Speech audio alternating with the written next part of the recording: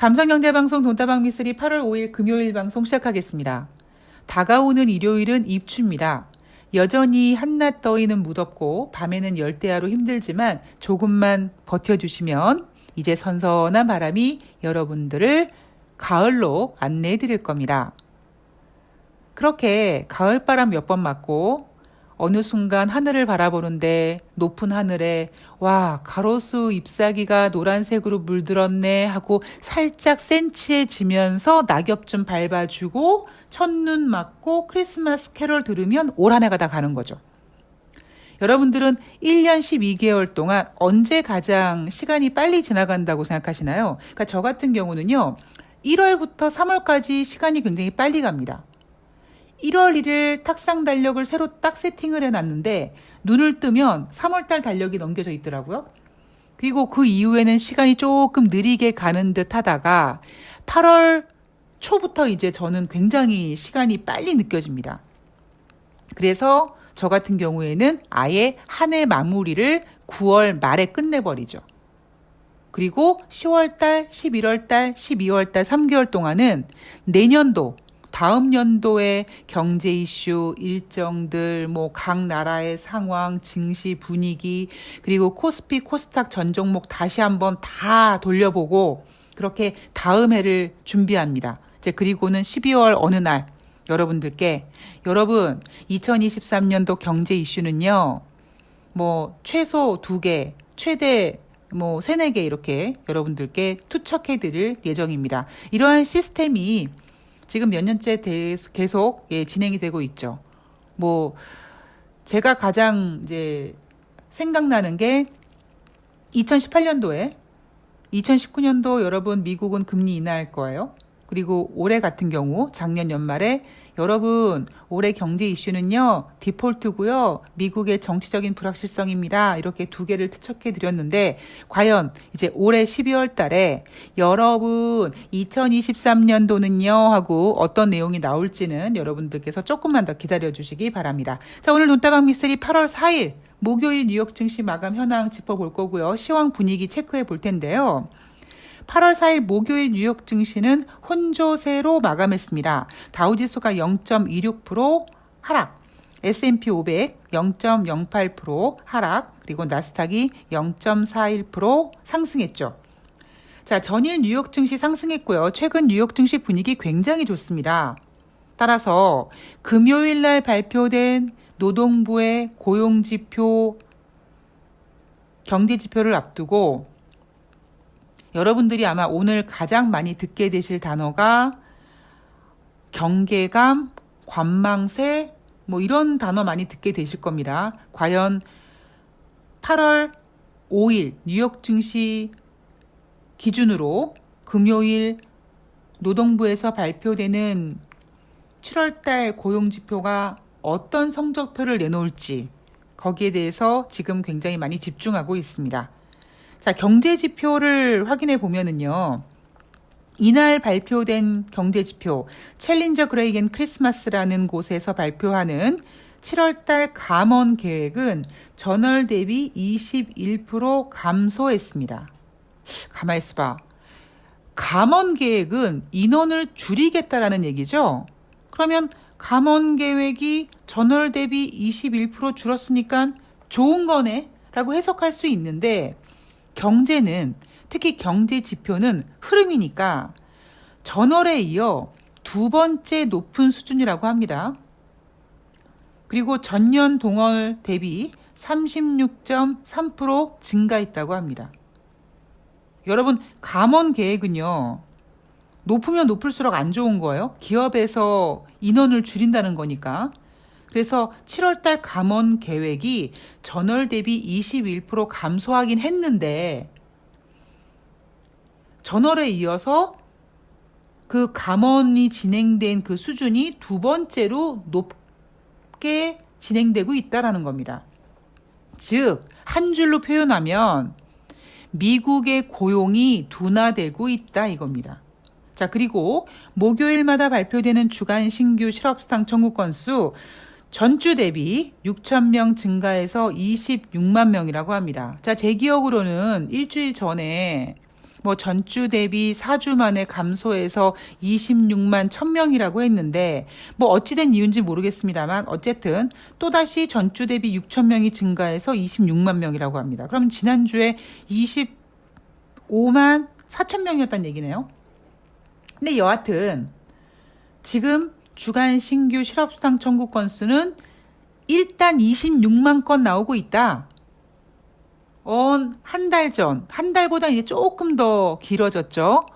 한 6, 7주 전에 주간 신규 실업수당 청구 건수는 20만 건에서 왔다 갔다 했는데 이제는 26만 건 완전히 안착했고요.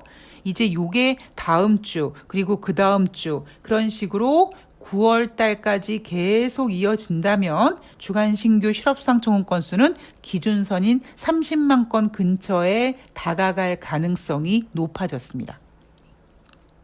자, 우리는 지금 8월 5일에 발표될 고용지표를 기다리고 있습니다.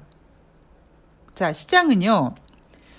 비농업 고용자 지수 25만 8천 명을 예상하고 있고요. 실업률은 3.6%로 전월과 동일할 거라고 보고 있습니다.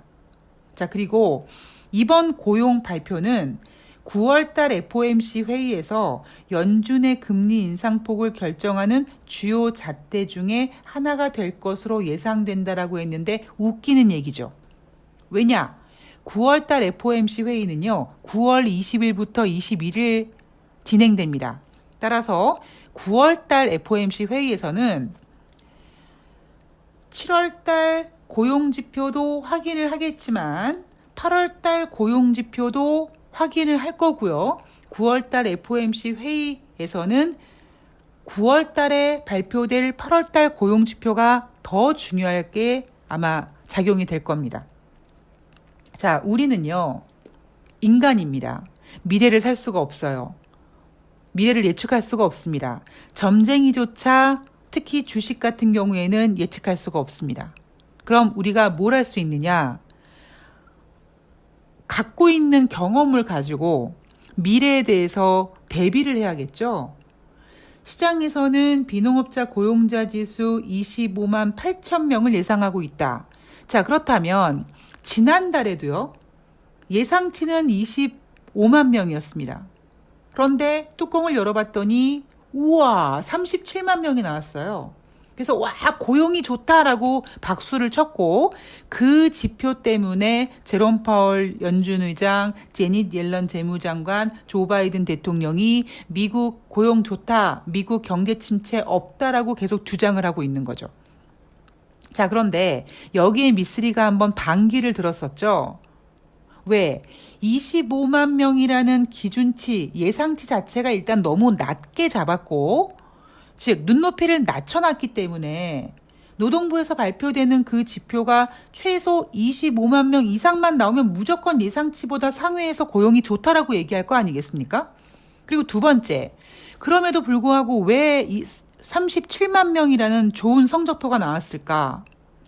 경기 침체 우려가 확산되는 가운데 나는 인류 기업이 아니면 취직하지 않을 거야 이런 취준생들이 경기 침체를 걱정해서 경기 둔화를 걱정해서 내가 가고자 하는 기업의 눈높이를 조금 낮춰서 일단 취업해보자 이렇게 취업에 적극적으로 참여했기 때문에 37만 명이라는 비농업자 고용자 지수가 나왔던 거다라는 얘기를 제가 주장하고 있는 거죠. 자, 이번에도 마찬가지로요. 예상치 25만 8천 명으로 겁나게 낮춰놨습니다. 아니 지난달에 37만 명이라는 수치를 확인했음에도 불구하고 이번에도 여전히 25만 명이라고 눈높이를 낮춰놨습니다. 그들이 노리는 게 뭘까요? 무조건 그렇다면 시장에서 25만 8천 명 이상만 나오면 예상치보다 상회했다, 고용 나쁘지 않다라고 할 겁니다. 물론 지난달에 발표된 37만 명보단 부진했기 때문에 좀 아쉽지만 어쨌든 예상치보단 잘 나왔다 이렇게 포장할 가능성이 높죠. 자, 그런데 만약에 여러분 지난달에는 예상치 25만 명이었는데 37만 명 나왔어요. 그런데 만약에 이번 달에는 예상치 25만 8천 명보다 못 나오면 지난달에는 경기 침체 때문에 취준생들이 겁나게 열심히 취업을 했는데 이제 그것도 어느 정도 이제 한계에 봉착해서 취준생들이 취직을 못하고 막 이런 상황이어서 25만 8천 명 정도 나왔거나 25만 8천 명 아래로 나오면 이제 미국은 고용을 걱정하겠죠. 그런데 제 생각으로는 얘네가 25만 8천 명이라고 너무 눈높이를 낮춰놨기 때문에 비농업자 고용자 지수로는 저는 웬만하면 미국 고용이 괜찮다라고 얘네가 우길 가능성이 높습니다. 자, 그렇다면 뭘 우리가 체크를 해야 되느냐? 혹시 실업률이 지금 시장 예상은 3.6인데 이 3.6에서 0.1%라도 실업률이 높아지면 미국은 고용이 꺾였다라는 것을 인정하게 되는 겁니다. 근데 사실 인정을 했었어야 돼요. 미쓰리가 지금 체크하고 있는 경제지표 상으로는 이미 주간 신규 실업수당 청구 건수는 26만 명에 올라와 있고요. 감원계획이라든가 아니면 기업들의 채용 공고, 전일 방송에서 채용 공고 제가 뭐라고 말씀드렸습니까? 채용 공고 감소했단 말이에요. 그런데 여전히 미국 정부는 비농업자 고용자 지표 37만 건 가지고 경기 침체 없다고 얘기하고 미국 경제 좋다라고 주장하고 있는 거죠. 자, 우리는 이런 시나리오를 가지고 있어야 돼요. 만약에 가정하에 첫 번째, 비농업자 고용자 지수가 25만 8천 명보다 잘 나왔다. 그리고 고용이 실업률이 3.6이다. 그러면 미국 경제 좋다라고 계속 얘기할 거고요. 연준 의원들은 계속 공격적인 금리 인상 발언할 겁니다. 여기에 미국 증시는, 뉴욕 증시는 추가적인 상승세를 이어갈 거예요. 왜냐하면 지금 9월달 FOMC가 여전히 46일씩이나 남았기 때문입니다. 자, 그런데 만약에 비농업자 고용자 지수가 25만 8천 명에 미치지 못한다거나 아니면 실업률이 3.6보다 높아진다면 미국은 고용을 걱정하면서 경기 침체 우려가 다시 확산될 가능성이 있죠. 그리고 지금 모든 주식시장의 분위기를 좌지우지하는 거는요, 인플레이션도 아니고 경기 침체도 아닙니다.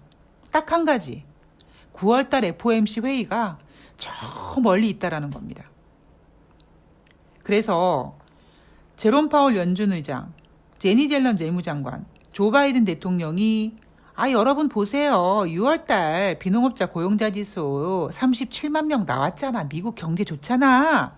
이렇게 얘기하고 있다 보니까 미국 경기 침체 없다고 확신하고 있다고 하니까 연준 의원들은 인플레이션 잡겠다고 공격적인 금리 인상 계속 하겠다고 아주 맘 놓고 발언을 질러댑니다. 왜? 연준회의가 한참 남았거든요. 자, 이날은요, 클리브랜드 연방은행 총재가 인플레이션이 낮아지기 시작할 때까지 금리 인상 지지한다 라고 했고요. 연준이 진전을 이뤘다고 확신하기 전에 인플레이션 압력이 완화되는 것을 볼 필요가 있다라고 했습니다. 이게 뭐예요? 인플레이션이 확실히 꺾였다라고 생각하기 전까지 연준은 계속 공격적인 금리 인상을 하겠다고 하는 거죠. 여기에 뉴욕 연방은행 총재는 최근 시장이 연준의 신호의 랠리를 보인 것에 대해서 당황스럽다. 이게 무슨 뜻이냐면, 최근 시장에서, 최근 뉴욕 증시가 연준 의원들이 계속 75bp 할 거예요. 인플레이션 잡을 때까지 목숨 걸고 금리 인상할 거예요. 라고 하는데도 불구하고 증시가 막 올라가. 이런 상황에 대해서 당황스럽다라고 한 겁니다. 뭘 그렇게 당황스러워하세요? 9월달 회의가 오래 남아서 그렇다니까. 자, 이렇게 지금 뉴욕 증시의 상승이 당황스럽다고 얘기한 뉴욕 연방은행 총재는 또 한 번 75bp 금리 인상할 수 있다라고 합니다. 그러나 뉴욕 증시는 끄떡도 하지 않습니다. 만약에 여러분 누가 요즘에 뉴욕 증시 왜 이렇게 올라가니? 인플레이션도 걱정되고 경기 침체도 막 얼마 전까지 막 난리 났잖아. 지금 왜 그래? 그러면 딱 한마디만 해주세요. 9월달 회의가 한참 남아서 그래. 이걸로 모든 게 다 해결됩니다. 자, 그러나 우리는요, 돈다방 미스리 애청자분들은 미래를 점령해야 됩니다. 비록 인간이지만 지혜로운 시각으로, 통찰력으로 미래를 생각해야 되죠. 자, 여러분, 제가 정리를 좀 해드릴게요.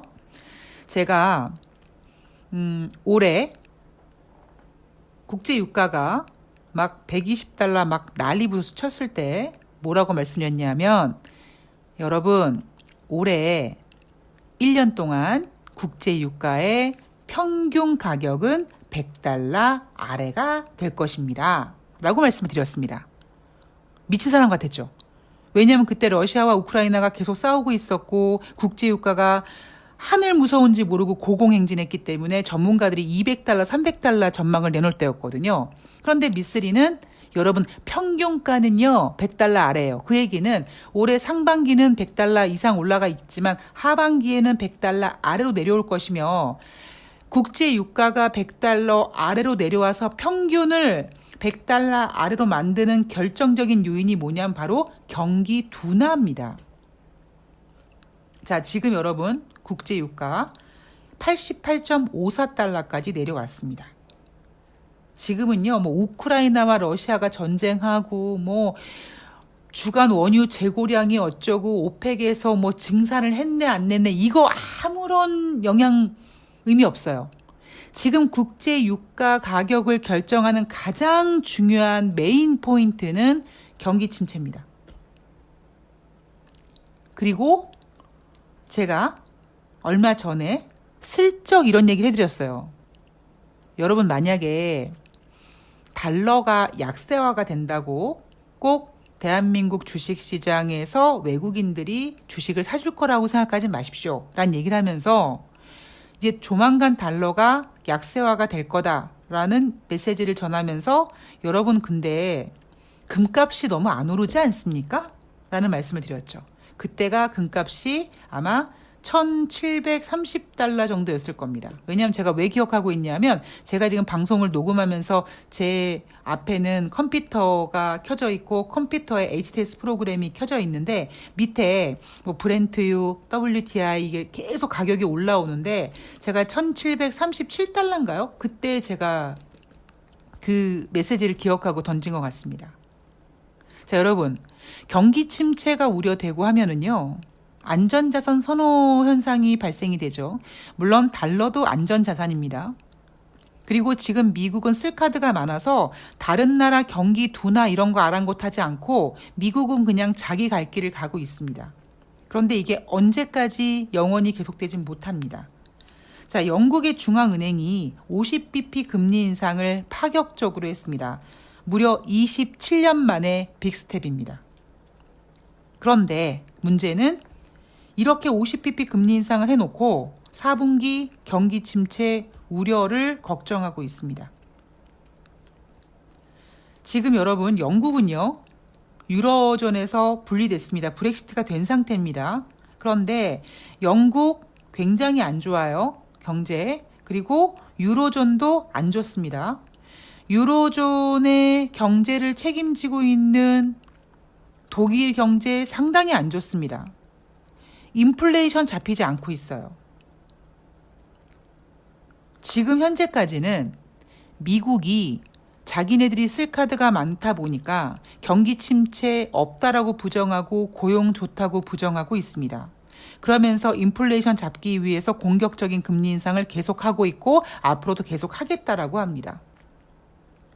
그래서 지금 현재 봤을 때는 경기 침체도 걱정되고 여러 가지 좀 우려되는 상황이 있기 때문에 안전자산 선호 현상이 시작이 되고 있는데 이놈의 안전자산이 지금 달러로 몰렸다라는 거죠.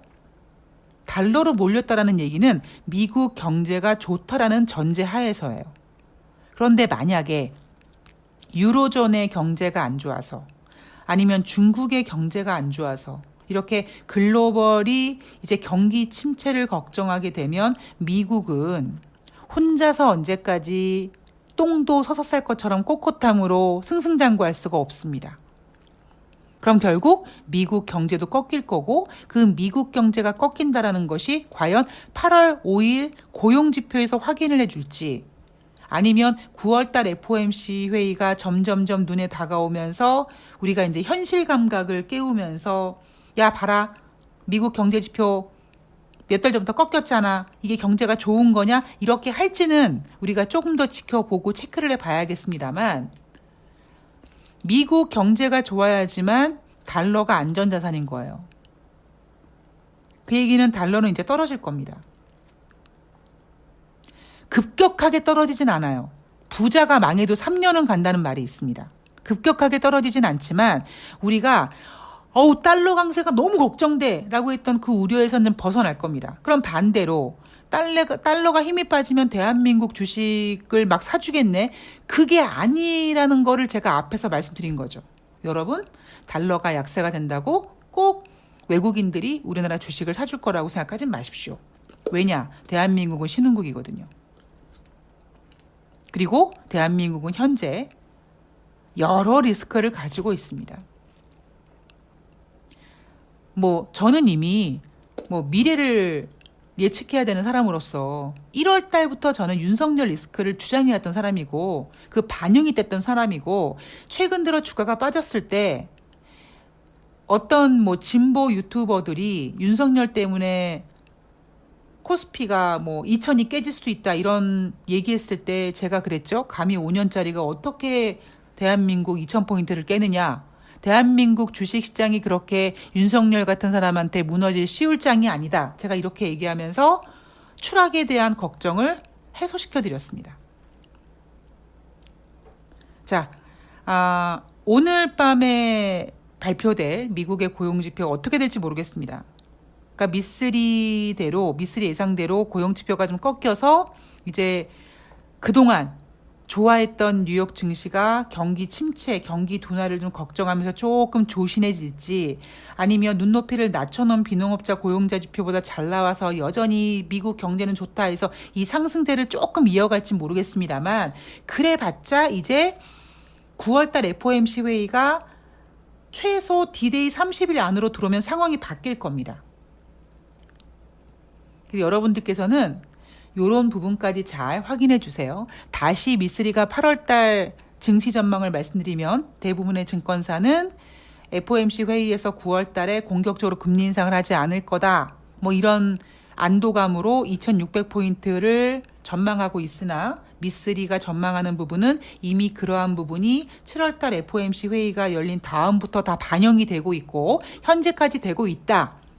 그리고 그 이유는 9월달 FOMC 회의가 오래 남았기 때문인데 시간은 흘러 어느 순간 D-Day 30일 안으로 들어오게 되면 확연하게 꺾여진 경제 지표를 보고 뉴욕 증시는 경기 둔화를 걱정하게 될 것이고 증시의 이슈는 경기 침체 우려가 될 것이다 라는 것이 제가 8월달 전망하고 있는 증시입니다. 그리고 여전히 종목 장세는 진행이 되는데 방망이는 좀 짧게 잡으셔야 되고요. 자, 오늘 돈다방 미쓰리는 여기까지입니다. 내일 이제 우리나라 시간으로 토요일인데 내일 방송에서 과연 고용지표 어떻게 나왔는지 점검해 보도록 하겠습니다. 자, 여러분들께서 궁금한 점이나 제가 어제 방송에서 이제 보여드리는 방송을 준비한다고 했는데 첫 방송을 뭘 할지 굉장히 고민하고 있어요. 그러니까 첫 방송을 녹화해서 올릴지 아니면 그냥 계속 이렇게 목소리만 나가는 방송을 올리고 라이브를 그냥 영상으로 할지는 조금 더 고민을 할 건데 과연 첫 방송에 어떤 주제로 진행을 할지 그 부분에 대해서 조금 제가 고민을 하고 있습니다. 여러분들 좋은 아이디어 있으시면 올려주시고요. 저는 내일 방송에서 뵙겠습니다. 오늘 건강한 하루 되시고요. 고맙습니다.